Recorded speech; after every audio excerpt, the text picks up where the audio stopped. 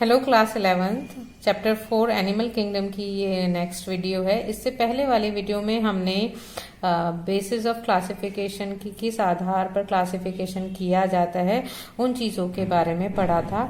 अब उन सभी के बेसिक कॉन्सेप्ट को देखते हुए हम देखते हैं कि क्लासिफिकेशन आखिरकार एनिमल किंगडम में किस तरीके से होता है।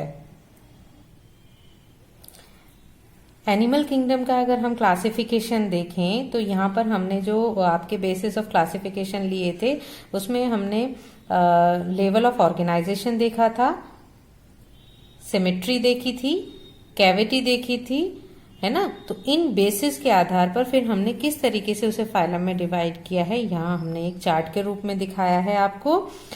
तो सबसे पहले अगर हम देखें एनिमलिया जो किंगडम है हमें पता है वो मल्टी सेलुलर ऑर्गेनिज्म इसके अंतर्गत आते हैं।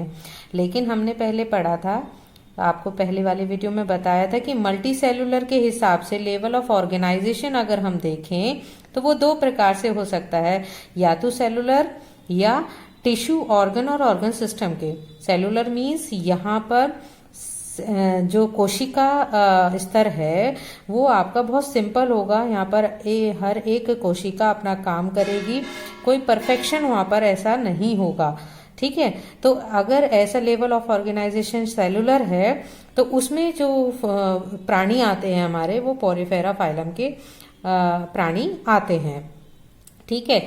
अगर हम टिश्यू स्तर पर देखें यानी थोड़ा एडवांस कोशिका स्तर से थोड़ा एडवांस जो ऊतक स्तर है आपका या ऑर्गन सिस्टम वाला जो कॉम्प्लेक्स है उसको देखें तो उसमें हम फिर सिमेट्री देखेंगे कि सिमेट्री मैंने आपको बताया था सममिति वो दो प्रकार की होती है, रेडियल या फिर बायलेटरल। तो अगर रेडियल सिमेट्री है यानी एक जो एनिमल है आपका किसी भी सेंटर ऑफ पॉइंट से काटा जाए तो वो दो इक्वल भागों में बट जाता है। तो उस सिमेट्री को अगर देखें तो उसमें दो आपके फाइलम्स आते हैं, सिलेंट्रेटा और नीटोफोरा, ठीक है। अगर सिमेट्री बायलेटरल है, समिति बायलेटरल है, द्विपार्श्व है यानी कि एक सेंटर से आप अगर किसी एनिमल को काटो और वो दो इक्वल भागों में बढ़ जाए, ऐसी सिमेट्री वाले एनिमल्स अगर हम देखते हैं तो उसके बाद हम देखेंगे उनमें सिलोम कैसी है, ठीक है। सिलोम है या नहीं है तो कैसी है, उस आधार पर हमने तीन भागों में उन्हें बांटा था। पहले हम ये डिस्कस कर चुके हैं। अगर एसिलोमेट है तो उस ग्रुप में जो फाइलम्स आते हैं आपके प्लेटीहेलमिन्थिस आता है, सीडोसिलेमेट है तो एस्केलमेंथिस आपका आता है, असिलोमेट ग्रुप है, ठीक है, उसमें आपके Annelida, arthropoda, Mollusca, Echinodermata, Hemichordata और कॉर्डेटा आते हैं। तो इस तरीके से आप देखेंगे ये फाइलम का जो डिस्ट्रीब्यूशन है इस तरीके से किया है हमने। और इसको और डिटेल में अगर मैं आपको बताऊं थोड़ा सा तो हम दूसरा चार्ट भी यहाँ पर डिस्कस करते हैं। देखिए एनिमलिया किंगडम को हम दो लेवल में डिवाइड करते हैं, सेलुलर लेवल ऑफ ऑर्गेनाइजेशन और टिश्यू लेवल ऑफ ऑर्गेनाइजेशन, जैसे कि हमने पहले भी डिस्कस किया है ना। तो सेलुलर लेवल यानी आपका जो कोशिका स्तर पे हमने किस में डिवाइड कर दिया था, पोरिफेरा में डिवाइड कर दिया था। यानी जो फाइलम है सेलुलर लेवल पर सबसे पहला एनिमल किंगडम में जो फाइलम आता है वो है हमारा पोरिफेरा। ये बहुत ही सिंपल ऑर्गेनिज्म होंगे, इसमें कह सकते हैं एक तरह से एनिमल्स जो होंगे बहुत सिंपल इस तरह के होंगे।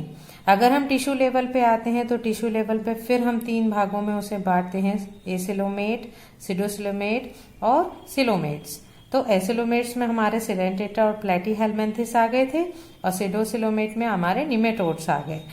सिलोमेट्स में फिर हमने ये देखा कि दो भागों में, और अगर हम डिटेल जाएं तो अगर मीजोडर्म लेयर से सिलोमेट हमारी फॉर्मेशन हुई है तो वो एनेलिडा, मोलस्का और आर्थ्रोपोडा आ गए।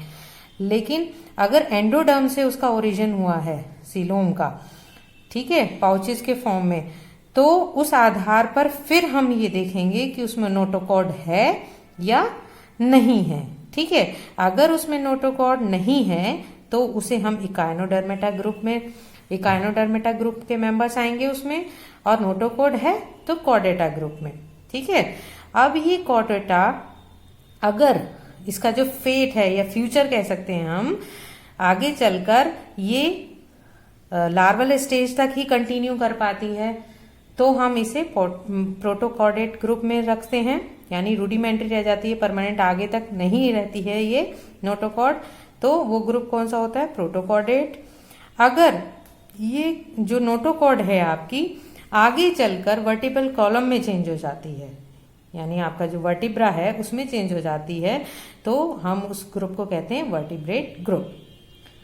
अब इस वर्टिब्रेट ग्रुप को हम आगे Cyclostomata, Pisces, amphibia, reptilia, Aves और मैमिलिया ग्रुप में डिवाइड करते हैं। मैमिलिया ग्रुप में हम लोग आते हैं। ये किस आधार पर? इनके आधार जो हैं, इन 6 ग्रुप के आधार जो हैं वो डिफरेंट डिफरेंट है कि उनके एक्सोस्केलेटन प्रेजेंट है कि नहीं है, टीथ किस प्रकार के हैं, उनकी जो रिप्रोड्यूसिंग है वो है, रिप्रोड्यूस क्या करते हैं, एग देते हैं या बेबी बॉर्न है। तो इस डिफरेंट डिफरेंट आधार पर इनको हमने अलग अलग कर लिया है, उसकी डिटेल हम आगे देखेंगे।